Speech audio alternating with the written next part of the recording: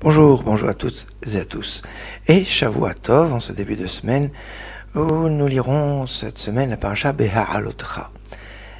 Une paracha qui est très chargée en sujets qui sembleraient peut-être ne pas avoir de rapport les uns avec les autres. On va pas égrener tous les sujets qui sont dans cette paracha, mais comme ça à la volée, on commence avec le candélabre, la nomination des Lévi'im, les plaintes des enfants d'Israël pour pouvoir manger de la viande, les déplacements des enfants d'Israël, l'épisode où Myriam parle contre son frère, vraiment de nombreux sujets qui sembleraient assez séparés les uns des autres. Pourtant, il y a une unité dans cette paracha qui est phénoménale, que l'on pourrait remarquer à travers le titre, le premier sujet, est l'un des éléments les plus fondamentaux de cette paracha. En effet, le début de la paracha nous parle du candélabre. Le candélabre qui était composé de 7 branches et qui est le symbole de l'unité. L'unité des enfants d'Israël, puisqu'il devait être fait d'une seule pièce, et ça montre l'unité aussi de la Torah. Il était composé de 7 branches. Eh bien, dans cette paracha, un des éléments fondamentaux, c'est qu'en plein milieu, il y a 2 versets qui sont encadrés de 2 nouns renversés. Et oui, chose unique de toute la Torah, on a 2 versets qui sont encadrés comme ça de 2 nouns qui n'ont pas de ponctuation, qui sont des signes, chose qui est unique dans la Torah, des signes qui ne sont pas des lettres à lire, mais des signes. Il n'y a pas de point dans la Torah, il n'y a pas de virgule, et pourtant ces nouns sont renversés et viennent nous indiquer que ces 2 versets constituent en fait un livre à part entière. Et c'est comme ça que les sages vont nous enseigner que le livre de Bamidbar, le livre des nombres, est en fait composé de 3 livres.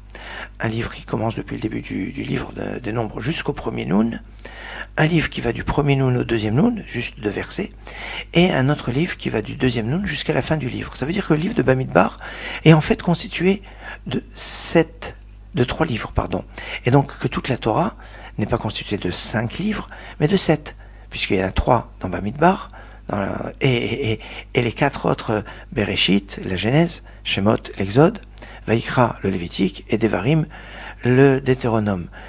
Ainsi, on a ici une corrélation où la Torah est composée de 7 livres, comme les 7 branches du candélabre, qui viennent nous indiquer une notion d'unité, de cohérence, et d'une unité extraordinaire de toute la Torah.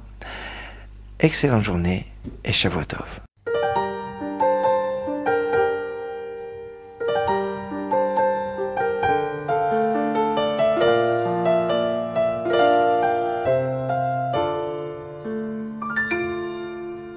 עשינו לך מנוירה בימי מוישה אוי אוי אוי אוי אוי אוי וכובסו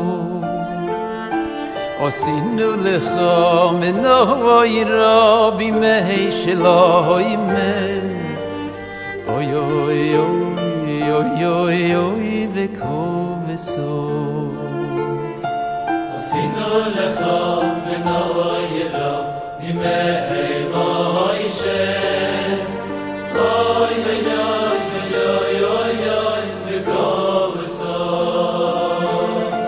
עשינו לך מנוירה בימי שלוימה אוי אוי אוי אוי אוי אוי וכובסו